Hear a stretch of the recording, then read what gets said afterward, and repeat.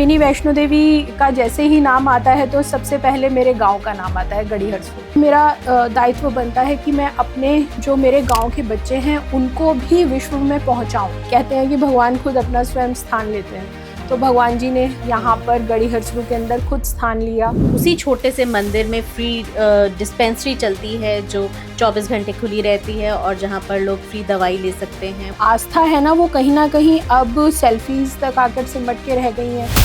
आप ये बताओ कि पूजा के नाम पर आप ये कूड़ा कब तक क्रिएट करोगे? बच्चों में क्या असर है, क्योंकि आपने बहुत करीब से उन्हें देखा। बच्चे जो है अपने आप को बनाने वाला नहीं, बिगाड़ने वाला कंटेंट देख रहे हैं। बहुत सारे बच्चे जो हैं उनका IQ जो है वो कम हो गया है। गलती तो बच्चे करते हैं, लेकिन उनको रोकना, उन्हें टोकना माँ बाप की जिम्मेदारी है। यही राइट पेरेंटिंग है, उन्हें समझाना हमारा काम है। एक लोटा जल सभी समस्याओं का हल, मगर वो लोटा जल जो है ना हमारे को अपने पेड़ में डालना है। नमस्कार दोस्तों, मैं हूँ रुचि भैराली और बातों बातों में मैं आपका बहुत बहुत स्वागत करती हूँ। फ्रेंड्स, आपने अक्सर देखा होगा जब हम गांव में पैदा होते हैं, वहाँ बड़े होते हैं, पढ़ते हैं, धीरे धीरे हमारी नज़र शहर की तरफ जाती है और अक्सर हमने ये भी देखा है कि हम शहर की तरफ चले भी जाते हैं और वापस लौट कर आते हैं, तब तक शायद बहुत देर हो चुकी होती है। लेकिन मैंने सौभाग्य से ऐसे बहुत अच्छे लोग जीवन में देखे जो अपने गांव से कहीं गए ही नहीं, वो वहीं रहे और अपने गांव की जो अपनी पढ़ाई थी वो अपने गांव के लिए उन्होंने इस्तेमाल की। वो किसी भी फील्ड में हो, लेकिन अपने गांव को कभी नहीं भूले। एक ऐसी ही शख्सियत आज हमारे साथ बातों बातों में हमारे पॉडकास्ट पर मौजूद हैं। मैं बहुत बहुत स्वागत करती हूँ डॉक्टर अलका शर्मा जी का। आपका बहुत बहुत स्वागत। थैंक यू सो मच, आपने मुझे बुलाया उसके लिए बहुत बहुत धन्यवाद। तो जैसा कि मैं ऑडियंस को बता ही रही थी कि आपने अपने गांव में रहकर अपने प्यार का इजहार किया, अपनी जनता की सेवा करके, अपने गांव के लोगों की सेवा करके, अपने गांव की सेवा करके। और ये मैं करीब से आपको देख चुकी हूँ, इसीलिए कह सकती हूँ कि चाहे वो हेल्थ सेक्टर हो, चाहे आपने काउंसलिंग करके बच्चों के भविष्य के लिए उनसे बातें की हों, चाहे उन्हें आस्था का एक नया पहलू समझाया हो, आपने उनके जीवन के कई पहलू छुए हैं और उनके अंदर एक नया चेंज लेकर आया है। कैसा महसूस होता है? सबसे पहले तो मैं अपने परिवार को धन्यवाद देना चाहूँगी, जिनकी वजह से मैं इस पहलू को छू सकी। जो मेरे व्यक्तित्व का निर्माण हुआ, उसके अंदर मेरे दादा दादी, नाना नानी, मेरे माता पिता सभी सहभागी हैं।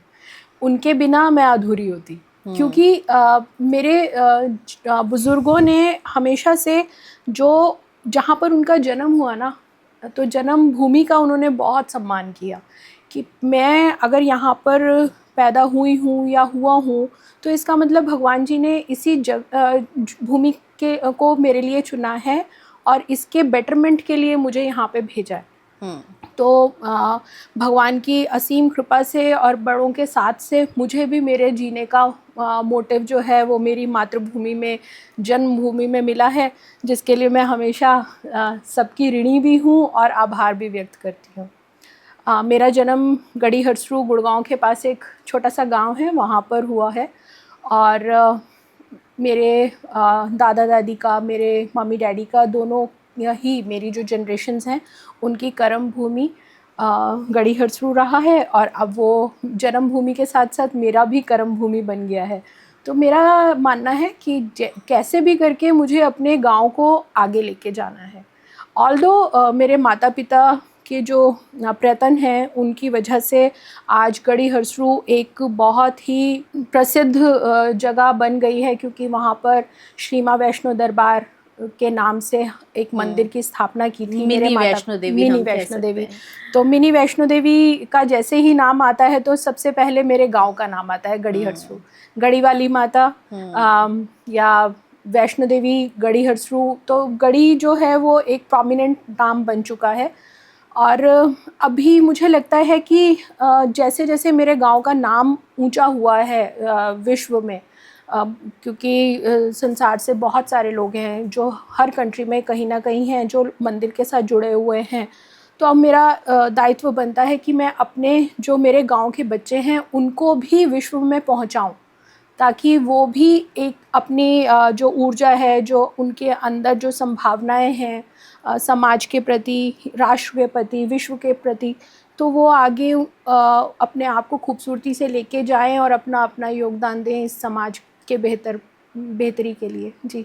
तो आपके फादर वैसे तो प्रोफेशनली डॉक्टर थे, लेकिन ताउम्र उन्होंने अपने गांव के लिए फ्री सर्विसेज दी। और माँ जो हैं, आपकी माँ जी जो हैं, वो ना केवल आपकी माँ है, पूरे गांव की माँ है। उनके बारे में थोड़ा हमें बताएं। मैं डैडी के बारे में बात करती हूँ। डैडी फिजिशियन थे और हमारी क्लिनिक जो थी वो दिल्ली में थी, महारानी बाग आश्रम में। और 2006 तक डैडी ने वहाँ पे प्रैक्टिस किया और उसके बाद उन्होंने 2006 से फिर वो मंदिर में ही रहने लगे, अपनी सेवाएं देने लगे। और क्योंकि मेरा जो गांव है वो डेफिनेटली संभ्रांत गांव है, मैं उसको ऐसा नहीं कह सकती हूँ कि बहुत ही पिछड़ा हुआ गांव है, नहीं, मेरा गांव हमेशा से ही बहुत ही संभ्रांत रहा है। मेरे गांव के अंदर मैं गर्व से कह सकती हूँ कि पहला सीनियर सेकेंडरी मेरे गांव में था, बैंक मेरे गांव में था, रेलवे स्टेशन जंक्शन जहाँ पर हर गाड़ी रुकती है वो मेरे गांव में है, और बाज़ार मेरे गांव में था, जिसके ऊपर 33 गांव जो डिपेंड करते थे मेरे गांव के ऊपर। और मेरे गांव के जितने भी बुज़ुर्ग हैं वो सभी बहुत ही पढ़े लिखे और उन्होंने अपने अपने क्षेत्र में बहुत काम किया है। मगर कुछ समय से ये भी हम देख रहे हैं, जब से सो कॉल्ड तरक्की, डेवलपमेंट की जब हम बात करते हैं ना, तो हम लोग जो संपन्नता थी ना वो कहीं ना कहीं छूट गई। हमें ये लगता है कि ब्रांडेड कपड़े पहनना या फिर बड़ी बड़ी गाड़ियों में घूमना, गांव छोड़ के बाहर शहरों में बस जाना, यही हमारा ट्रेंड हो गया है और यही हमारा मतलब तरक्की यही बताता है। तो मैं इन सब चीज़ों को तो बिल्कुल नहीं मानती हूँ, इससे हमारी तरक्की तो बिल्कुल नहीं हुई है। तो एक गरीबी शुरू हो गई है गांव में और बहुत सारे लोग थे जो नहीं ट्रीटमेंट अफोर्ड कर पा रहे थे। तो डैडी ने जब ये चीज़ों को देखा तो डैडी ने फिर फ्री सर्विस गांव में शुरू कर दी, तो मंदिर में ही रह के, और जितने भी उनके पेशेंट्स आते थे सबको फ्री वो मेडिसिन वगैरह बताते थे। अगर बिल्कुल भी पैसे नहीं है, दवाई खरीदने के भी पैसे नहीं है, तो वो भी मंदिर जो है उसमें सहायता करता है। और मेरी माँ जो हम सब की माँ है, उन्होंने जब मम्मी की शादी हुई थी तो वो जब गांव में आई थी तो गांव में लाइट भी नहीं थी। अच्छा। और मम्मी दिल्ली से हैं मेरी, और जब मम्मी गांव में आई तो मम्मी ने गांव के अंदर छुआछूत बहुत ज़्यादा था, चरम पे था वहाँ पर। मतलब लोग आपस में बात नहीं करते थे, एक दूसरे के छुआ खाना नहीं खाते थे और ये सब चीज़ें। तो मम्मी ने छुआछूत को ख़त्म किया। आज से आप 50 साल पहले आप लगाओ कि जब कुछ एक पर्टिकुलर कास्ट के लिए कप, प्लेट या बर्तन अलग रखे जाते थे, उनको अपने बर्तनों में खाना नहीं परोसा जाता था। तो मम्मी ने वो जो रूढ़िवादिता था उसको तोड़ा। और हमारे घर में हर कोई वेलकम है, हर किसी का वेलकम है, सभी हमारे को प्रिय हैं, क्योंकि मेरे दादा दादी फ्रीडम फाइटर थे। तो वहाँ से भी एक मेरे पास मोटिवेशन है कि सभी धर्म, सभी जातियाँ, हम सब एक हैं। और मम्मी का फिर एक मैया के अंदर डिवोशन बहुत ज़्यादा था, और वैष्णो देवी जाना बहुत चैलेंजिंग हो जाता था, क्योंकि हमारे पास हमेशा से गाय भैंस रही हैं, हमारा फार्म हाउस भी था, तो मम्मी को उन सब चीज़ों को भी देखना था, प्लस हम भी छोटे थे तो वो हर बारी नहीं हो पाता था। तो मैया के बारे में ना मम्मी डैडी के साथ हमेशा डिस्कस करती थी कि एक घर में ना छोटा सा मंदिर बना लेते हैं। और तब पता नहीं था कि एक ट्रक में कितनी ईंटें आती हैं, तो मम्मी ने एक ट्रक ईंटें मंगवा ली। तो वो जब आई तो वो 6000 ईंटें थी। तो उससे जब मंदिर की शुरुआत हुई तो वो एक अपना, भगवान जी कहते हैं कि भगवान खुद अपना स्वयं स्थान लेते हैं, तो भगवान जी ने यहाँ पर गढ़ी हरसरू के अंदर खुद स्थान लिया।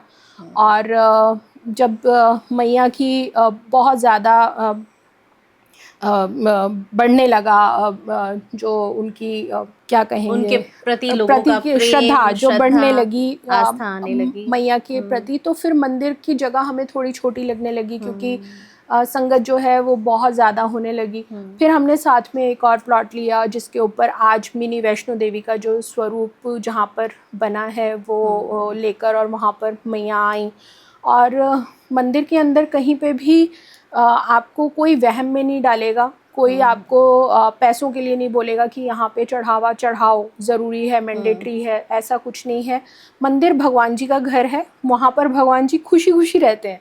इस बात की मुझे सही में बहुत ज़्यादा खुशी है, क्योंकि जब मंदिरों के अंदर मटेरियलिस्टिक सोच जोड़ दी जाती है कि यहाँ से हमें पैसा क्रिएट करना है, तो वहाँ पर भगवान जी नहीं रहते हैं। भगवान जी को पसंद है नेचर, तो मम्मी का योगदान है नेचर को बनाए रखने में। जो भगवान जिसको हम सर्वशक्तिमान कहते हैं, उनके लिए वो जगह मम्मी ने क्रिएट की है।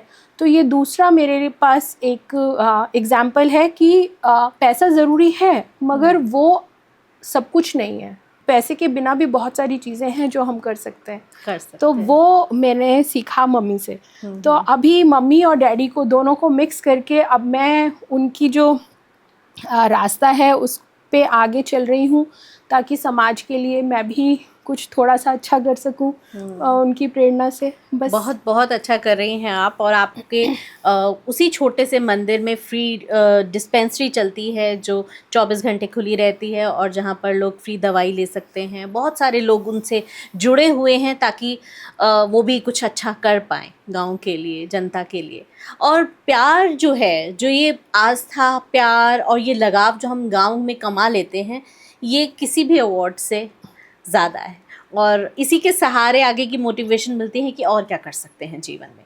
तो काफ़ी हद तक हमने ये भी देखा कि आप जिस तरह की काउंसलिंग करती हैं अपने स्टूडेंट्स की, स्पेशली जो आपके गांव के बच्चे हैं, तो क्या आपका मोटिव रहता है आज का बच्चा जो गांव में रहता है और जो बच्चा शहर में रहता है, क्या अभी भी कोई अंतर है? क्योंकि अब तो उनके पास गैजेट्स हैं, मोबाइल है, लैपटॉप है, ये तो कोई बात नहीं हुई कि वो गांव में है। क्योंकि गांव तो पुराने होते थे, लेकिन आजकल तो वही कंक्रीट के घर हैं, तो वो गांव में उस तरह की आबो हवा रही नहीं। तो काफ़ी हद तक 50%, मोर देन 50% हमारा रहन सहन शहर जैसा ही हो चुका है। लेकिन हाँ, वो हम मैपिंग में हम कह सकते हैं इट्स अ विलेज। तो अब आप ये बताएं कि बच्चों में क्या असर है, क्योंकि आपने बहुत करीब से उन्हें देखा है। जो बच्चों के अंदर मैं एक चेंज देख रही हूँ गैजेट्स की वजह से, वो बहुत ही खतरनाक चेंज आ रहा है।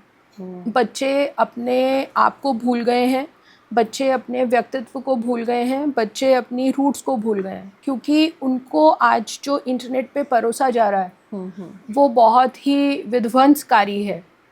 मेरे देश का एक एक बच्चा बहुत ही ज़्यादा इंटेलिजेंट है, उसके अंदर बहुत एनर्जी है और वो हर मकाम पे पहुंचने के लिए काबिल है, मगर उसको अपने ऊपर थोड़ा सा डिसिप्लिन लेके आना पड़ेगा। अभी गैजेट्स हैं, बहुत अच्छी बात है। गैजेट्स के अंदर मैंने देखा है कि बच्चे जो हैं अपने आप को बनाने वाला नहीं, बिगाड़ने वाला कंटेंट देख रहे हैं। अभी मुझे लगता है कि गांव के अंदर एक जो सबसे बड़ी समस्या आ रही है, पेरेंट्स बहुत ज़्यादा पढ़े लिखे नहीं हैं, मगर उन्होंने जैसे तैसे करके अपने बच्चे को मोबाइल, लैपटॉप ले तो दिया है, मगर वो उसके अंदर क्या कंटेंट देख रहे हैं उसको चेक नहीं कर पा रहे हैं। और जो यूथ है वो कहीं ना कहीं बहुत बुरी तरह से इसकी चपेट में आ चुका है। मैंने पहले हम लोग बात करते थे नशा सिर्फ हिंदुस्तान की, फिर उसके बाद एक उड़ता पंजाब आया कि पंजाब में नशा बहुत है, अब हरियाणा में भी नशा बहुत है। अभी कुछ एक चीज़ें हैं जो हम देख नहीं पा रहे हैं वाइडर पर्सपेक्ट पे ना, वो अभी हम लोगों को क्योंकि शायद कुछ घर बचे हुए हैं अभी, मगर बहुत से माँ बाप ऐसे हैं जिन बेचारों को पता ही नहीं है कि उनका बच्चा बाहर कर क्या रहा है। मेरे पास मंदिर के अंदर रोज़ कुछ ना कुछ यूथ ऐसे आते हैं जो अपने माँ बाप की बात नहीं सुनते हैं, क्योंकि आजकल एक प्रेम प्रसंग बहुत कॉमन हो गया है। अनफॉर्चुनेटली जो पॉडकास्ट हैं कुछ, वहाँ पर भी आपत्तिजनक उनको जो फीड्स हैं, कंटेंट है वो मिल रहा है, परोसा जा रहा है। अब उस बच्चे को क्या पता कि मेरे लिए क्या ठीक है क्या गलत है। तो मुझे लगता है कि बड़े होने के नाते हम लोगों का सबका फ़र्ज़ है मैं अपनी सोसाइटी का ध्यान रखूं। सिर्फ मुझे लाइक्स मिल जाएं, मेरी रील्स चल जाएं, उसके लिए कंटेंट नहीं बनाना। क्यों? क्योंकि मेरा बच्चा, मेरा यूथ कल को आपको क्वेश्चन करेगा कि मैं तो छोटा था, आप बड़े थे, आपने मुझे क्या दिया। तो ये एक बहुत बड़ा मेरे लिए एक प्रश्न है और माँ बाप बहुत परेशान हैं, दुखी हैं। अगर वो गैजेट्स लेके दे रहे हैं तो भी परेशान हैं, और नहीं लेके देते हैं तो भी तब तो बच्चे बोलते हैं परेशान। कि हम मर जाएंगे या हम घर छोड़ के चले जाएंगे। और कई लोग हैं ऐसे जो घर छोड़ के चले जाते हैं कि हमारे माँ बाप हमें प्यार नहीं करते क्योंकि वो मुझे आईफोन लेके नहीं दे रहे। तो मैं कई बार बच्चों से बात करती हूँ, भैया तुम ये बताओ, तुम अपने माँ बाप के प्यार को तुम गैजेट्स के साथ कैसे तोल सकते हो? पेशेंस बहुत कम हो गई अब लोगों में। दो भाई बहनों में लड़ाई होती है, अगर रिमोट नहीं दिया तो इस बात पे आत्महत्या कर लेते हैं बच्चे, और पेरेंट्स बेचारे सारी उम्र के लिए दुखी रहते हैं कि ये हुआ कैसे। एक्चुअली रुचि जी, मैं एक सीरियसली एक बात बोलूँ आपको, कहीं ना कहीं इन सब के अंदर ना जिम्मेदार पेरेंट्स ही हैं। क्यों? क्योंकि उन्होंने अपने बच्चे को जो भी अप्लाइंसेस दिए हैं, गैजेट्स दिए हैं, वो ये सोचे समझे बिना दिए हैं कि मेरे बच्चे को इसकी ज़रूरत है या नहीं है। उन्होंने पीयर प्रेशर में, सोसाइटी के अंदर अपने आप का रुतबा दिखाने के लिए कि देखो जी आपके बच्चे के पास है तो मेरे बच्चे के पास भी है। तो जब हम इस होड़ में लगते हैं ना तो उसके अंदर ना चीज़ें हमेशा ख़राब होती हैं। मैं कई बार बच्चों से पूछती हूँ कि तुमने बड़े होके बनना क्या है। जो अभी जिस लड़की का मैं जिक्र आज कर रही हूँ आपके सामने, तो उसको फोर्सेस में जाना है। मैंने कहा तो फिर तुम्हारे को आईफोन क्यों चाहिए? तुमने कोई फोटोज एडिट करनी है, तुमने वीडियोस बनाने हैं, क्या क्यों चाहिए तुम्हें आईफोन? तो उसके पास कोई आंसर नहीं है। क्योंकि अगर आपको फोर्सेस में जाना है तो आपको फील्ड्स में रहना पड़ेगा, आपको पार्क्स में रहना पड़ेगा, क्योंकि बॉडी बिल्डिंग और ये सब चीज़ें करनी पड़ेंगी, आपको हेल्दी रहना पड़ेगा। तो उसका मोबाइल के साथ तो कोई लेना देना नहीं। अभी हमारे बच्चे ये सोच रहे हैं कि मोबाइल के ऊपर हम एक्सरसाइज करते हुए देख तो रहे हैं तो हमारी बॉडी अपने आप ही बन जाएगी। अब ऐसे तो नहीं होगा ना। तो अभी मुझे जो मंदिर में बैठ के अब जो मेरे को समझ में आ रहा है वो ये है कि सबसे पहले माँ बाप को खुद अपने आप को एजुकेट करना पड़ेगा। एजुकेट का मतलब, एजुकेशन का मतलब ये नहीं है कि सिर्फ किताबी पढ़ाई। एजुकेट मतलब कि मेरे बच्चे को क्या चाहिए क्या नहीं चाहिए, तो उसके लिए किताबी पढ़ाई की ज़रूरत नहीं है। उसके लिए तो हम वैसे भी सेल्फ सफिशिएंट हैं, हमें पता है कि हमें क्या देना है क्या नहीं देना। तो ये बड़ी अच्छी और बड़ी अलग बात है कि लोग आस्था के साथ मंदिर में आते हैं गड़ी हरसों में, और साथ में उनके बच्चों की और पेरेंट्स की काउंसलिंग भी हो रही है, और उनको दवाई भी मिल रही है। उन्हें समाज में कैसे रहना है, किन चीज़ों को वो इस समय हैंडल करने में झिझक रहे हैं, क्या उनके चैलेंजेस हैं, उन सब में उनको हेल्प मिल रही है। तो इस तरह से गाँव की ग्रोथ में आपने बहुत असर देखा होगा कुछ सालों में। असल में क्या है कि मंदिर जब अस्तित्व में आए थे तो वो हमेशा सोसाइटी के अंदर जो चीज़ नहीं है ना उसको वो पूरा करते थे। तो कभी मंदिरों का अस्तित्व था फूड के लिए, कपड़े के लिए, एजुकेशन के लिए। हमने कई बार देखा कि मंदिरों के अंदर ही छोटे छोटे स्कूल्स हुआ करते थे।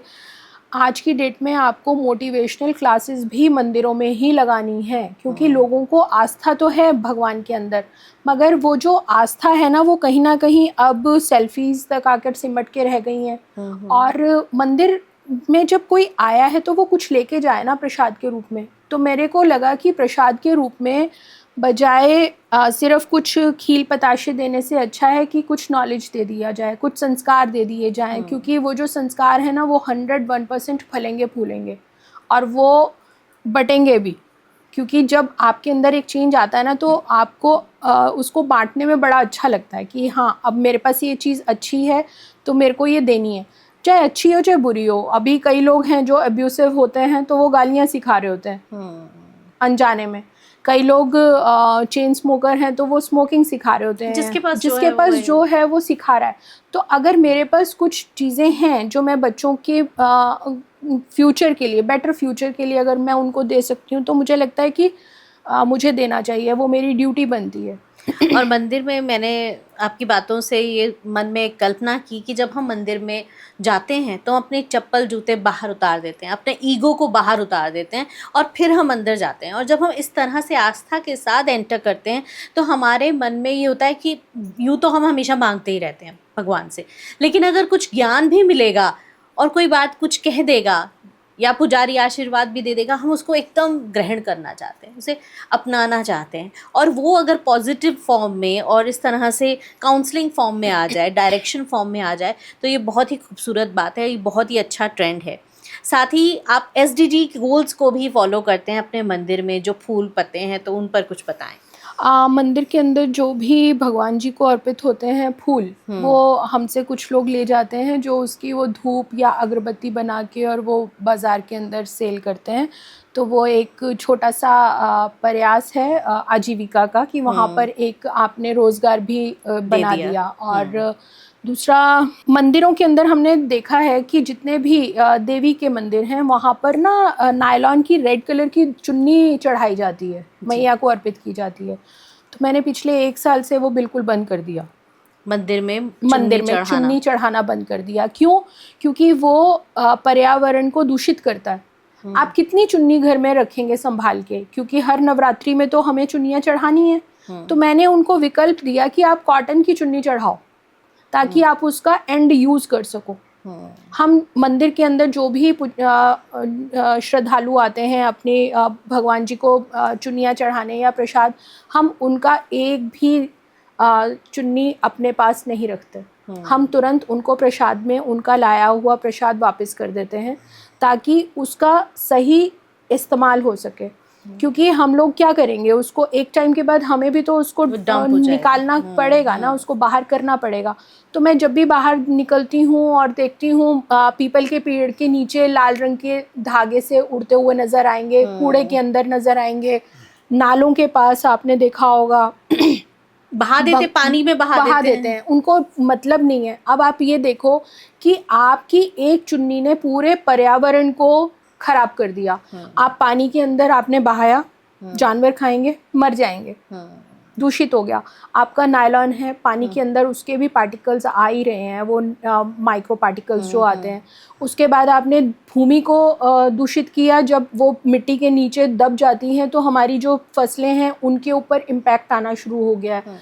आप उसको जलाते हो तो धुआं बन के वो हमारे एनवायरनमेंट के अंदर चारों तरफ है। आप ये बताओ कि पूजा के नाम पर आप ये कूड़ा कब तक क्रिएट करोगे? अगर आपको करना है, कुछ ऐसा करो कि आपके जनरेशन्स को आशीर्वाद मिले। और आशीर्वाद तभी मिलेगा जब हम पर्यावरण को ही देवी देवता भगवान मानेंगे और उसकी पूजा करेंगे। उसकी पूजा करने का कोई बहुत बड़ा उसके अंदर कोई विधि नहीं है उसको सिर्फ पर्यावरण को साफ रख लो, वही सबसे बड़ी पूजा है। और मैं हमारे पास आने वाले हर इंसान को ये बात बोलती हूँ कि आप आडंबर से बचो। बहुत जगह पर मैं सुनती हूँ 1 लोटा जल सभी समस्याओं का हल। ठीक है, मैं बोलती हूँ 1 लोटा जल सभी समस्याओं का हल, मगर वो लोटा जल जो है ना, हमारे को अपने पेड़ में डालना है बजाय नाली में डालने के। हम भगवान को शिवलिंग जी पे जब हम जल चढ़ाते हैं तो बहुत कम मंदिर ऐसे हैं जहाँ पर उस जल को रिसाइकल किया जाता है। पहले तो जब शिवलिंग पे जल चढ़ाते थे, क्यों प्रथा बनी होगी, जहाँ मैं सोच पाती हूँ, जैसा कि पानी बहुत कम लोगों के पास था, कुएं और तालाबों के ऊपर कुछ लोगों का हक था। ठीक है, अब पानी तो सबको चाहिए, तो किसी ने सोचा होगा कि भैया सब में बांटो, भगवान के नाम पे तो ये दान करेंगे, तो उस दान को हम लोग बांट देते थे। आज पानी की परमात्मा की कृपा से हर घर के अंदर पानी है, तो हमें उसकी उतनी आवश्यकता नहीं है, मगर हम लोग बड़े बड़े लोटे लेके और फिर भगवान जी के ऊपर हम डालने जाते हैं। तो आप ये देखो कि कितना बड़ा दोष लग रहा है। मैं किसी आस्था के विरुद्ध नहीं हूँ, आपको जल चढ़ाना है आप बिल्कुल चढ़ाओ, मैं खुद भी जल चढ़ाती हूँ, मगर उसका एक थोड़ा सा चढ़ाना है ना हमें। हम लोटे भर भर के हम भगवान जी पे, माँ पार्वती पे 1 लोटा बाबा पे, 1 लोटा गणेश जी पे, कार्तिकेय जी पे, नंदी बाबा पे, आपने कितना जल वेस्ट किया। तो यही अगर आप प्राण शक्ति अपनी लगा दो एक पेड़ को सींचने में, तो आपको लकड़ी मिलेगी, आपको ऑक्सीजन मिलेगी, परिंदों को शेल्टर मिलेगा, ठीक है, आपको बारिश प्रॉपर मिलेगी, बाढ़ नहीं आएगी, इरोजन नहीं होगा जो हमारी भूमि का इरोजन होता है। कितनी सारी चीज़ें हैं जिससे एक पेड़ जो है वो आपको कितनी सारे गिफ्ट्स देता है, सिर्फ किस लिए, किसके बदले, एक लोटा जल के बदले।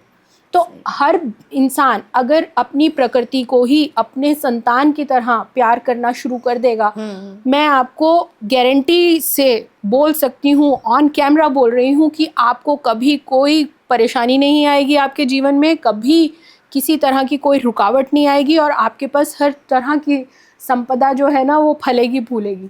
मुझे आरती की एक लाइन याद आ रही है आपकी बातों से कि तेरा तुझको अर्पण क्या लागे मेरा। तो हम 5 तत्वों से बने हुए इंसान हैं, इन्हीं में हमें विलीन हो जाना है, और हम इन डब्बरों को अगर छोड़ के इन 5 तत्वों की सेवा कर लें और इन्हें समझ लें, अपने हवा को, अपने पानी को, अपने एनवायरनमेंट को शुद्ध कर लें, तो इससे बड़ा अच्छा कॉज कोई और हो नहीं सकता। उल्टा होता ये है कि ज़्यादातर लोग भटक जाते हैं, चाहे एस्ट्रोलॉजी के ज़रिए हो या किसी ने कह दिया कि तुम शिवलिंग पर ही जल चढ़ाओ, बाल्टी भर भर के। आप तो लोटा कह रही हैं, लोग बाल्टी भर भर के डालते हैं, दूध डालते हैं। जितना पैसे वाला इंसान है उतना ज़्यादा दूध चढ़ाएगा। तो वो अपनी सत्ता और अपना कहते हैं ना, अपना दिखाने के लिए कि मैं कितना इंसान बड़ा हूँ, उतनी ज़्यादा वो अपना खर्चा करते इन चीज़ों पर, बजाय इसके कि उन्हीं पैसों को अच्छे काम में लगाया जा सकता है। भूखे बच्चों को खाना दिया जा सकता है, रोज़गार दिया जा सकता है, और इस तरह एसडीजी के ज़रिए भी हम बहुत हद तक अपने समाज की और अपने एनवायरनमेंट की सेवा कर सकते हैं। तो ये बहुत ही काबिले तारीफ़ है। इसके लिए तो आपको full on like I must say कि मतलब इतना बढ़िया काम है ये, और ये करते ही रहिए लगातार, ताकि ना केवल एक मंदिर में ऐसा हो, ज़्यादातर मंदिरों में इस तरह की प्रथा चलनी चाहिए। एक मुहिम होनी चाहिए कि हर मंदिर में कोई ना कोई ऐसी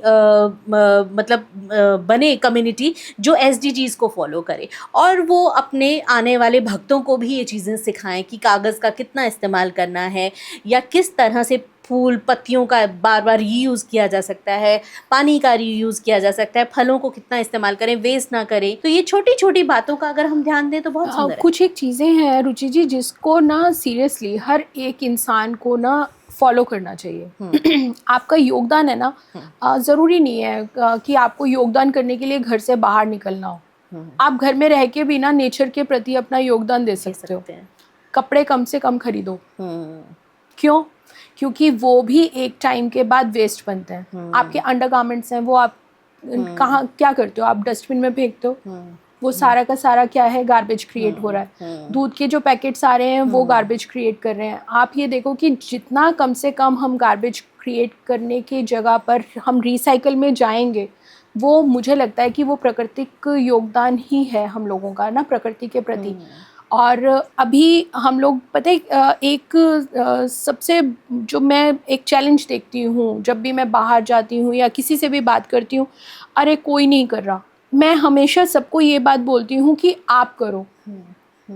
सिर्फ आप अपनी जिम्मेदारी खुद ले लो, बाकी तो सब अपने आप चेंज हो जाएगा। यहाँ पर हमें आज जो सबसे बड़ा इम्पॉर्टेंट जो एक ओथ है ना, वो मुझे खुद को लेनी है, आपको लेनी है, सबको अपनी अपनी ओथ लेनी है कि मैं इस पर्यावरण को गंदा नहीं करूँगा। उस दिन पर्यावरण अपने आप ठीक हो जाएगा। ये जो हम लोग एक दूसरे के ऊपर चीज़ों को डालते हैं ना कि वो नहीं कर रहा, इसलिए हो रहा है, बहुत ईजी है ना। अभी ना पीछे सन 2001-2 की बात है, तो सुलभ ने एक ना मुहिम शुरू की थी, गीला कूड़ा और सूखा कूड़ा है ना, तो वो दो डस्टबिन, वो 40 दिन ही चला जब तक वो लोग आते थे, कलेक्ट करके जाते थे। और उसमें भी ना मैं बहुत औरतों को, अरे ये अब एक और मुसीबत पड़ गई है। भाई ये मुसीबत नहीं है, एक आदत है। बहुत सारी आदतें हैं जो हमारे को बनानी पड़ती है, और उसको अगर नहीं बदलेंगे तो आप ये देखो कि कितने बड़े बड़े कूड़े के अंबार लग गए हैं। आप रोहिणी की तरफ चले जाओ, हर घर में कैंसर है। क्यों? क्योंकि वहाँ पर सारा वेस्ट जो है उस धरती के अंदर है। मेरे गुड़गांव के अंदर वेस्ट जो डंप हैं, डंपिंग यार्ड्स हैं, जो क्योंकि आप कहाँ इतना टनों टन कूड़ा जो है उसको कहाँ लेके जाओगे, डेली वेस्ट क्रिएट हो रहा है, वो सारा का सारा मेरी ज़मीन को ख़राब कर रहा है।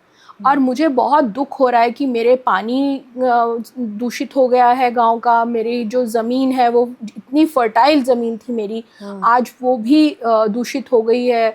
मेरी जो गाय हैं पनियाँ खाती हैं, कूड़ा खाती हैं, क्योंकि हम लोगों को अपने घर के जो छिलके फेंकने हैं पॉलीथीन में गांठ लगा के फेंकने हैं, और वो हम नहीं देख रहे हैं कि वो भूखा जानवर जो है वो खा रहा है, उसे पता ही नहीं है उसे कि पता क्या ही नई नहीं चीज है। और आप ये देखो कि ऐसे वाला जो दूध हम अपने बच्चे को इतने शौक से पिला रहे हैं, तो वो हम जहर खिला रहे हैं अपने बच्चों को। जो भी हम उनको प्लेट में इतना खूबसूरत सा एक डेलिकेसी बना के देते हैं, वो सारा का सारा जहर है। आप स्लो पॉइजन कर रहे हो अपने बच्चों को। तो अगर आपने अपने बच्चों के लिए आप वेल विशर हो, तो मुझे लगता है कि आज ही आपको बदल जाना चाहिए। यहाँ पर एक राइट टू फूड तो है, मगर मुझे हेल्दी फूड चाहिए, विदाउट एडल्ट्रेशन फूड चाहिए, इसका भी राइट मेरे पास होना चाहिए। और वो कहाँ से आएगा? वो आएगा गांव से। वापस हमें गांव में जाना पड़ेगा। तो ये जो आपकी नई मुहिम है वापस गांव की ओर, जी, ये उसके बारे में आप बता रहे हैं। वापस गांव की ओर मैं, बहुत सारी बच्चियां जब आती हैं मंदिर में और जैसे उनके माँ बाप आते हैं तो बात होती है, क्योंकि हम लोग वहाँ पर फैमिली की तरह हैं, तो कोई भी लड़की जो है वो गांव में शादी नहीं करना चाहती, क्योंकि गांव में ना जो गोबर का तसला होता है उसको हम फेंकने जाते हैं, कोई कुछ कूड़ी बोलते हैं, कुछ हेल बोलते हैं।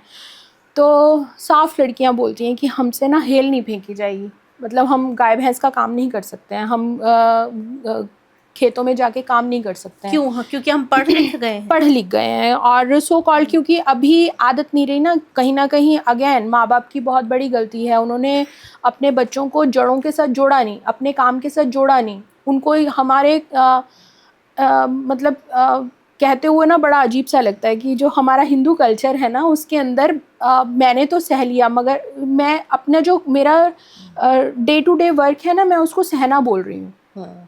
ठीक है, मैंने तो कर लिया, अब मेरे बच्चे नहीं करेंगे। मेरे बच्चे तो अब ना एसी में बैठेंगे, मेरे बच्चे जो हैं वो किसी अच्छी नौकरी के ऊपर बैठेंगे।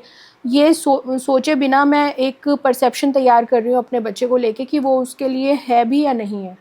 हर कोई तो डॉक्टर नहीं बनेगा, हर कोई इंजीनियर नहीं बन सकता, हर किसी के अंदर अपनी कुछ क्वालिटीज़ होते हैं, है ना। तो वो हम उसको पहचाने बिना मैंने अपने बच्चे को लिए एक रास्ता डिसाइड कर दिया। बच्चा पढ़ नहीं रहा, वो वहाँ पर अपना टाइम किल कर रहा है, क्योंकि अब स्कूल गया हूँ, कॉलेज गया हूँ, तो कुछ तो करना ही है। तो वो यारों दोस्तों के साथ अपना टाइम वेस्ट करेगा, या फिर वो मोबाइल में या घूमने में, तो वो टाइम वेस्ट हो गया। आपने उसको अपनी रूट्स के साथ नहीं जोड़ा, आपने खेतों के साथ नहीं जोड़ा, आपने गाय भैंस के साथ नहीं जोड़ा। मुझे इस बात में फ़ख्र है कि मेरे दादाजी जब हम छोटे थे तो हमारे को संडे को छुट्टी वाले दिन गाय भैंस का कमरा जो है उसको बुहारना, मतलब झाड़ू भी लगाना होता था, गोबर भी इकट्ठा करना होता था, और हमें गोबर थेपना भी होता था, जो उपले बनते हैं वो भी करना पड़ता था। हमें हर रोज़ शाम के टाइम पे गाय भैंस को पानी पिलाना होता था, और वो भी हैंड पंप से। हमें शाम के टाइम पे चारा भी काटना होता था। तो हमें ये सब चीज़ें क्यों सिखाई? उन्होंने कहा कि तुम करो या मत करो, मगर तुम्हें आना चाहिए। और अगर हमें अपना खाना ही नहीं बनाना आएगा तो फिर हम जिएंगे कैसे? हम दूसरों के ऊपर थोड़ी ना जिएंगे। और अगर शहर ही चली जाएगी सारी जनता, सारा गांव उठकर अगर शहर चला जाता है, तो अनाज, किसान कहाँ रह जाएगा? कैसे दूध मिलेगा? कैसे किसान काम करेगा? अनाज कहाँ से आएगा जो हम शहर में कमा रहे हैं? जिस रोटी के लिए इतनी जद्दोजहद कर रहे हैं, वो रोटी के लिए अनाज आएगा कहाँ से? दुर्भाग्य है मेरा बहुत बड़ा, क्योंकि मैं एक ज़मींदार परिवार में पैदा हुई हूँ। मेरा जो मेरे फोरफादर्स पंजाब में ज़मींदार थे, और हमें ज़मीन का अहमियत मालूम है। फिर उसके बाद जब हम लोग हरियाणा में आए, गुड़गांव में आए, तो उस टाइम भी हमारे पास हमेशा से फार्म हाउस रहा है, जिसके अंदर मेरी पूरे साल की जो ज़रूरत का गेहूँ, सब्जियाँ, जो भी फ्रूट्स हमारे यहाँ पर होते हैं, वो सब यहाँ पर हमारे पैदा होते थे। आज की डेट में कुछ भी नहीं है। क्यों? क्योंकि कोई एक तो करना नहीं चाहता, दूसरा मनी पार्ट जो इतना ज़्यादा आ गया है। आज सारी एग्रीकल्चर जो लैंड थी मेरी, वो सारी की सारी कन्वर्ट हो गई है, और वहाँ पर बड़ी बड़ी बिल्डिंग्स बन रही हैं। हम लोग ये सोच ही नहीं पा रहे हैं कि अगर मेरी सारी ज़मीनें इस तरह से बिल्डिंग्स के अंदर कन्वर्ट हो जाएंगी, तो मेरे पशुधन कहाँ रहेगा, मेरा भोजन कहाँ से आएगा जिसको मैं रोज़ सुबह शाम रात तीनों टाइम खाना तो आपको खाना ही है, हमें खाना ही है, तो वो कहाँ से आएगा। और हम लोग हाइब्रिड की तरफ चले गए हैं कि हाइब्रिड के अंदर आपकी जो यील्ड है वो ज़्यादा हो जाती है ना। कि पहले जो गेहूं की बाली थी ना, उस पर 8-10 दाने गेहूं के आते थे, आजकल 15-20-25 दाने तक भी आते हैं, केमिकल्स की वजह से है ना।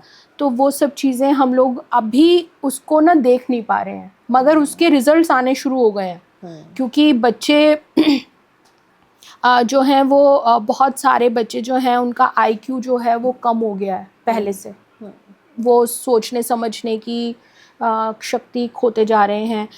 एक और भी आपने चीज़ देखी होगी जो अभी तक ना कोई नोटिस नहीं कर रहा, हमारे हिंदुस्तान के अंदर IVF जो ट्रीटमेंट है उसके कितने लाखों के अंदर क्लिनिक्स खुल गए हैं, तो कोई रीज़न तो ढूंढ ही नहीं रहा उसके पीछे कि रीज़न इसलिए नहीं ढूंढ रहे हैं क्योंकि सबको पता है कि एक नया कमाई का जरिया, हर दूसरे घर में ये प्रॉब्लम है और इतना इसका एडवर्टाइजमेंट है, इतना मार्केट में डिमांड हो चुका है, खुले में हम बोलते हैं कि हम ये ट्रीटमेंट ले रहे हैं। और पहले होता था it's a very natural process और बड़ी इजीली लाइफ सबकी चलती थी, अब इसका सहारा लेना पड़ रहा है क्योंकि बॉडी शायद उस तरह से काम ही नहीं कर रही है। बॉडी काम इसलिए नहीं कर रही ना क्योंकि अब केमिकल्स ने काम शुरू कर दिया, जो केमिकल रिएक्शन बॉडी के अंदर होना शुरू हो चुका। आप देखो ये 15-20 साल के अंदर जो एक चेंज आया है, वर्कआउट सिर्फ अब जिम्स के अंदर रह गए हैं। पहले होता था घर के अंदर, मैंने खुद भी हाथ से कपड़े धोए हैं, है ना, सफाई भी की है, झाड़ू पोछा किया है खुद हाथ से, है ना, सारे काम हम लोग खुद हाथ से करते थे, तब तक बॉडी फिट थी। अभी मेड्स आ गई हैं, है ना, और मेड्स आने से क्या हुआ, हम लोग और लेथार्जिक होते जा रहे हैं, हमसे बच्चों के लिए खाना नहीं बन रहा, हम वो भी या तो मेड बना दे या बाहर से स्विगी या जोमेटो करके हमने ऑर्डर कर दिया, या चलो जी आज हम डाइन आउट करने के लिए जा रहे हैं। इवन अगर घर में थोड़ा बहुत राशन अगर ख़त्म है तो हम ब्लिंकिट और जोमेटो पे इतने निर्भर हो गए हैं क्योंकि हमें लगता है वो हमसे भी जल्दी प्रोवाइड कर देगा, 3 मिनट 4 मिनट 5 मिनट में चीज़ें घर पर आ रही हैं। आपको घर से बाहर निकलना है, आपको तैयार होना है, नीचे तक जाना है, बाज़ार से सब्ज़ी लानी है, वो एक एक्टिविटी करना is a big task nowadays. एक बात बताओ, वो जो एक्टिविटी थी ना उसने हमें सबको ना जिंदा भी रखा हुआ था कि आप अच्छे से तैयार हो रहे हो, आप जा रहे हो, आप बाहर जाओगे तो थोड़ा सा चेंज भी होगा, लोग मिलते हैं, हाय हेलो होती है, इंटरेक्शन होता है। उसके बाद फिर आपके लिए ना वो जो ग्रोसरी करना के लिए जाना भी था ना, वो भी एक इवेंट था कि आज हम लोग बाहर जाएंगे। अच्छा मम्मा, अगर आज हम राशन लेने के लिए जाएंगे तो हम ना आज गोलगप्पे खा के आएंगे, है ना। तो वो मिस हो गया क्योंकि अब यहाँ पर ना तो बच्चे और माँ बाप का एक वो जो एक इंटरेक्शन था, बॉन्ड नहीं रहा, इंटरेक्शन ख़त्म हो गया क्योंकि हर कोई सिमट गया अपनी चेयर में अपने मोबाइल के साथ। और फिर भी इतना कुछ इजी सब कुछ हो गया, लेकिन मुझे लग रहा है कि बिजी तो हम आज भी हैं क्योंकि सारी फैसिलिटीज़ मिल रही हैं, काम वाली काम कर रही है, मेड आ गई घर में, कुक आ गया घर में, ब्लिंकिट से ग्रॉसरी भी आ गई हमारे घर में, सब कुछ बहुत इजीली एक्सेसिबल है। Still we don't have time for our family क्योंकि कहीं ना कहीं गैजेट्स ने हमें अपना अधीन कर लिया ना। अभी हम लोगों के हाथ में पूरा वर्ल्ड है और आप ये देखें कि ब्रेन फॉगिंग जो है वो कितना ज़्यादा हो गया। पहले हम लोग नॉलेज लेते थे जो मुझे चाहिए, जो मुझे पसंद है। साहित्य दुनिया भर का था, ऐसा तो है नहीं है कि नॉलेज सिर्फ आज ही हुई है, मगर उसको हमने ना इकट्ठा कर दिया, गूगल पे डाल दिया। तो आज हमारे पास हर तरह की फीड्स हैं जो मेरी पसंद का है चाहे नहीं है, मैं सब कुछ लेना चाह रही हूँ, मैं सब कुछ समेटना चाह रही हूँ अपने अंदर, जिससे मेरा ब्रेन जो है वो बिल्कुल डिस्टर्ब हो चुका है, वो स्ट्रेस में है, वो बता नहीं पा रहा कि बस अब मैं इससे ज़्यादा और नहीं ले सकता हूँ। मगर ये दुर्भाग्य है और मुझे लगता है कि जो माएँ हैं इसके अंदर सबसे बड़ा दोष उनका है। हर माँ को ये समझना पड़ेगा सिर्फ बच्चे को जन्म देना ही हमारी ड्यूटी नहीं है, बच्चे की अपब्रिंगिंग हमारी सबसे बड़ी ड्यूटी है। आप हर रिश्ते के अंदर अपने आप को सिर्फ और सिर्फ एडजस्ट करो जहाँ तक हो सकता है, मगर सेक्रीफाइस आपको अपने बच्चे के लिए करना ही पड़ेगा। अगर आप वहाँ पर सेक्रीफाइस नहीं करेंगे तो आपका बच्चा कभी भी डॉक्टर APJ अब्दुल कलाम नहीं बनेगा, डॉक्टर राजेंद्र प्रसाद नहीं बनेगा, वो कोई भी एक बड़ी हस्ती जिसको हम फ़ख्र से जिनका नाम लेते हैं, वो आपका बच्चा नहीं बन पाएगा। और कहीं ना कहीं बच्चे जो हैं वो शायद नहीं बोल पाएंगे, क्योंकि अभी भी हिंदुस्तान में तो रिस्पेक्ट है माता पिता की, वो चाहे ना भी बोलें मगर उनके एक्शंस बोलते हैं। वो बच्चे कभी भी आपको क्वेश्चन कर लेंगे कि आपने मेरे को किस लिए पैदा किया था, आपने मेरे को मोमोज खिलाने के लिए, मेरे को फ्रेंच फ्राइज़ खिलाने के लिए पैदा किया था, क्या आपने मेरे को ये जो अनटाइमली आपने मेरे को ये इंटरनेट दे दिया, आपने मेरे को ये सब चीज़ें दे दी, मेरे को चेक कौन करेगा? वो तो काम माँ का है ना। अब माँ सोचे कि मैं तो इतना अच्छा कर रही हूँ, मैं तो रोज़ उसको शाही पनीर बना के खिला रही हूँ, और क्या करूँ। मुझे एक कहानी याद आती है, चोर वाली। माँ और एक बेटा होता है जो चोरी करता है बार बार, और जब पुलिस लेकर जाती है तो बच्चा अपनी माँ पर नाराज़ होता है कि इसका कारण तुम हो। तो माँ बोलती है ऐसा क्यों, कि जब मैं पहली बार चोरी कर कर आया था तब तुमने मुझे रोका क्यों नहीं? अगर तुम उस दिन रोक देती तो मैं चोर ना बनता। क्योंकि गलती तो बच्चे करते हैं, लेकिन उनको रोकना, उन्हें टोकना माँ बाप की जिम्मेदारी है। यही राइट पेरेंटिंग है। उन्हें समझाना हमारा काम है, एक बार दो बार नहीं। तो काउंसलिंग आजकल तो हर जगह ये चीज़ें अवेलेबल हैं।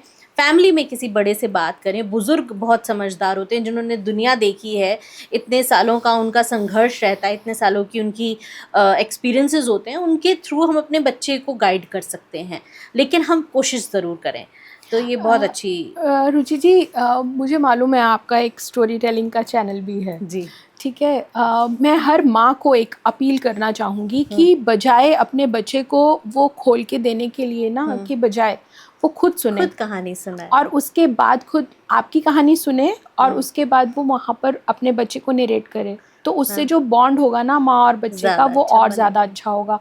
अभी मैं हर किसी को ये बात बोलती हूँ कि आपने इन्वेस्ट करना है ना नॉलेज। हमने भी किताबें पढ़ के ही तो कहानियाँ सीखी थी, जो मैंने पंचक में पढ़ी थी, जो चंदा मामा में पढ़ी थी, वही मैंने अपने बच्चों को आगे सुनाई है। मगर उससे जो एक बॉन्ड बनता है ना, जब वो बच्चा आपको हक करके और आगे क्या हुआ के लिए, अच्छा फिर जो वो छोटे छोटे उसके फिर होते हैं ना, वो कितने अच्छे लगते हैं कान को। यही तो मेमोरीज है, यही तो अपब्रिंगिंग है। और फिर बच्चे उस चीज़ को याद करते हैं कि मम्मा आपको याद है, मेरी बेटी अभी भी कई बार ही ना बीच बीच में, बच्चे दोनों ही बेटा बेटी वो याद करते हैं कि मम्मा मैं इधर और भाई इधर, और हम लोग बैठ के रात को हम लोग कहानियाँ सुनते थे, आप कहानी सुनाते थे, कभी लाइट चली जाती थी तो हम लोग छत पे भी सोए हैं बच्चों के साथ में ना। तो वो बच्चों को याद है चीज़ें, छोटे छोटे ये जो हमारे ब्यूटीफुल मेमोरीज है ना, इनको आप जब मेमोरीज है, ये ऐसी चीजें हैं जो ताउम्र बच्चे के जहन में रहेंगी, और यही बॉन्ड आगे उनको अपने फ्यूचर के लिए बहुत हेल्प करने वाला है। और मज़े की बात पता है क्या है, अगर कोई भी जो भी हमारा पॉडकास्ट सुन रहा होगा ना, तो वो भी इन चीज़ों को रिलेट भी करेगा, और कई लोग इस चीज़ को मिस भी करेंगे कि हाँ ये चीज़ें हो सकती हैं। पता है कभी गलत कोई भी नहीं है, मगर कुछ मेमोरीज कभी किसी ने बनाई नहीं होती, तो वो आगे कैसे बनवाएंगे। मेमोरी तो बस यही है कि फ़ोन उठाकर दे दिया। तो अभी मुझे लगता है कि बहुत अच्छा टाइम है। अभी तो हमारे टाइम में तो बहुत सारी माएँ थीं जो पढ़ी लिखी नहीं थी, जो सो कॉल्ड है ना, मगर उनको वैसे ज्ञान बहुत था। और आज की डेट में तो मैक्सिमम जो हैं वो ग्रेजुएट तो हैं ही हैं माएँ। तो फिर बच्चे क्यों इतने परेशान हैं, क्यों इतने स्ट्रेस में हैं, खुद भी इतने स्ट्रेस में हैं, सारे रिलेशनशिप्स जितने भी हैं वो स्ट्रेसफुल हैं, क्यों हैं? उन्होंने कभी अपने आप से बात करी इस बारे में? उनको करनी चाहिए कि क्यों, मैं तो पढ़ गई हूँ, मैंने तो समझ लिया है पूरा। क्योंकि आप जब कॉलेज में जाते हैं तो वहाँ पर अलग अलग तरह के आपको टीचर्स भी मिलते हैं, बच्चे भी मिलते हैं, तो आपका जो एक नॉलेज है ना इंसान को समझने की, क्या गलत क्या सही, वो भी आपका बढ़ता है। तो इंटेलिजेंशिया तो बढ़ता है उसके अंदर जब हम बाहर निकलते हैं। तो इसको हमें अपने घर के अंदर उसको अप्लाई करना चाहिए, बजाय सिर्फ अपने तक सिमटना नहीं है। हमें अपने बच्चों को बहुत ही सुंदर तरह से ब्लॉसम करना है, और मैं मिस करूँगी आने वाली इस जनरेशन को कि ये कहाँ पे कौन से फॉरेन के सर्वोच्च पद के ऊपर बैठती है जाके, जैसे हमारी इंदिरा नूई ने किया था, इधर गूगल को हमने हेड किया। तो ऐसे मैं चाहूँगी कि हिंदुस्तान से बच्चे और आगे जाएं, निकलें बाहर अपनी नॉलेज को लेके। बिल्कुल बिल्कुल। एक मुहिम आपने और गांव में चलाई दूध से लेकर, तो उसके बारे में कुछ हमें बताइए। मैं मंदिर में होती हूँ तो वहाँ पर पूजा के लिए जब सामग्री हम लोग लेने के लिए जाते हैं तो दुकानदार एक सवाल करता है कि जी कौन सा घी चाहिए आपको, पूजा का चाहिए या खाने का चाहिए। तो जब मैंने वो पूजा का घी के बारे में पता किया तो वो पूजा का घी जो है वो 120 रुपये, 130 रुपये, 140 रुपये है कई कई जगहों पर, और वो बाद में पता चलता है कि वो चर्बी से या केमिकल से बना हुआ घी है। आप पूजा करने के लिए आए हैं, आप अनजाने में आप चर्बी से पूजा करके जा रहे हैं, जो कि हिंदू धर्म के अंदर कहीं पे भी मान्य नहीं है, जो बहुत बड़ा पाप है। और अगर हम ऐसे जब हम हवन करते हैं तो उसमें से जितना भी धुआं क्रिएट होता है वो सारा वातावरण को दूषित करता है। जैसा हम सांस लेंगे, जैसा हम भोजन खाएंगे, जैसा हम जल पिएंगे, हमारा ऑरा भी वैसा ही बनने वाला है। तो मुझे ये एक बहुत बड़ा चैलेंज लगा। तो अभी तो मैंने अपने ही मंदिर से शुरुआत की है कि गांव के अंदर मेरा मंदिर है, और फिर भी मेरे मंदिर के अंदर अगर पूजा का घी ऐसे वाला आता है तो बिल्कुल अच्छा नहीं है, ये तो मतलब अनएक्सेप्टेबल है मेरे लिए। मैंने ये भी देखा कि अब गांव के अंदर, मेरे गांव के अंदर तो बहुत कम जगह बची है, लोगों के पास उतना इंफ्रास्ट्रक्चर नहीं है कि वो गाय भैंसों को रख सकें। तो मैंने एक मुहिम शुरू की है कि मेरे आसपास जितनी भी गौशाला हैं हम उन वहाँ जाकर सेवा करें गाय की। जो गायें बाहर जाती हैं सड़कों के ऊपर, जो गौशाला ना, सारी गौशाला बहुत अच्छा अर्न नहीं कर रही हैं। कुछ गौशाला हैं हरियाणा के अंदर जो बहुत अच्छा अर्न कर रही हैं, मगर कुछ के अंदर हार्डली 15, 20, 30 गायें हैं, वहाँ पर उतने फंड्स नहीं हैं उनके पास, तो उनकी भी मजबूरी है कि वो क्या करें। तो मैंने लोगों को वहाँ पर जागरूक करना शुरू किया है कि जो लेडीज़ हैं जो सुबह और शाम दोनों टाइम, जैसे हम लोग अपने घर में जानवरों की सेवा करते हैं वैसे ही हम वहाँ जाकर सेवा करें। उसके बाद वहाँ पर जो दूध है उसको हम लोग अपने लोकेलिटी के अंदर वहीं से ख़रीदें वो दूध। उसके बाद जो घी बनता है उस दूध से, जो कई बारी नहीं ऐसा होता कि कुछ दूध वो भी रखते हैं गौशाला वाले, तो जो मक्खन से घी बनता है तो वो घी जो है वो पूजा के लिए इस्तेमाल हो। गोबर की आजकल कुछ गौशालाओं के अंदर ना लकड़ियाँ बनानी शुरू कर दी हैं। अच्छा। तो कुछ दीपक बनते हैं पूजा के लिए। तो मैंने एक ये भी लोगों के अंदर एक अवेयरनेस लेके आ रही हूँ कि पहले जब भगवान ना करे कभी किसी की मृत्यु होती थी गांव के अंदर तो 20% लकड़ी लगती थी और 80% गोबर के उपले लगते थे। अब शहरों के अंदर वो ख़त्म हो गया। शहरों के अंदर ये होता है क्योंकि जब हम गोबर के साथ एक शव का जब दहन करते हैं तो उसके अंदर ना समय लगता है थोड़ा सा, क्योंकि वो उतनी फायर जो है वो तेज़ नहीं होती है। तो वहाँ पर खड़ा कौन रहे चिता के साथ। तो अब हम आधा घंटा भी अपने उस प्रिय व्यक्ति को नहीं देना चाहते हैं, तो हम लोगों का यही होता है कि भैया फटाफट ख़त्म करो। अब उससे क्या है कि मेरा एनवायरनमेंट जो है वो बहुत ज़्यादा ख़राब हो रहा है। आपको कम से कम मैं बताऊं 80 किलो के करीब तो एक नॉर्मल बॉडी को लकड़ी चाहिए। क्या 80 किलो लकड़ी मैंने अपने पूरे जीवन में पैदा की है? मैंने कभी एक पेड़ को सिंचित किया? नहीं। मैंने कभी अपने जीवन में पेड़ लगाए? नहीं लगाए। इन डेवलपमेंट के नाम पे दुनिया भर के पेड़ों की कटाई हो गई, वो कोई नहीं देख रहा, मगर शमशान घाट के अंदर तो लकड़ी चाहिए ही चाहिए। तो मैं उसकी तरफ भी लेकर आना चाह रही हूँ, लोगों को जागरूक होना चाहिए हमें कि हम अपने एनवायरनमेंट को कैसे ठीक रख सकते हैं। तो जो गौशाला के अंदर लकड़ी क्रिएट हो रही है हम उसको राम भूमि में बोलते हैं, जो ये जहाँ पर दाह संस्कार होता है, तो वहाँ पर उसको भी रखना चाहिए शमशान घाट के अंदर। वहाँ पे जो गोबर से बनाई हुई लकड़ी है उसको भी यूज़ करें ताकि हमारा जो पर्यावरण है वो दूषित होने से बचे। अभी जो जब गाय के गोबर से जब दाह संस्कार होगा तो आप सोचें कि वैसे ही वो कितना उत्तम होने वाला है। गाय को तो हम लोग सब यहाँ पे माता बोलते हैं, और जो गैया है वो कृष्ण जी की प्रिय है, तो सभी देवी देवता उसमें विद्यमान हैं। उसमें विराजमान है। तो मुझे लगता है कि हमें ये भी एक सोच चेंज करनी चाहिए कि तभी देखो, पशुधन इंसान कब रखेगा, जब हमारे को उससे, पशु रखना कोई आसान काम नहीं है रुचि जी। मेरे घर में 13-14 गाय भैंसें थी, तो मुझे मालूम है कि रात को आपको 3-3:30 बजे उठ जाना है, क्योंकि उनका फिक्स टाइम है। तो मेरे माँ बाप रात को उठ के उनको चारा देना, उनका दूध निकालना, खिलाना पिलाना, नहलाना धुलाना, और पूरा दिन काम करना, फिर शाम को 3-3:30 बजे उनको चारा चाहिए।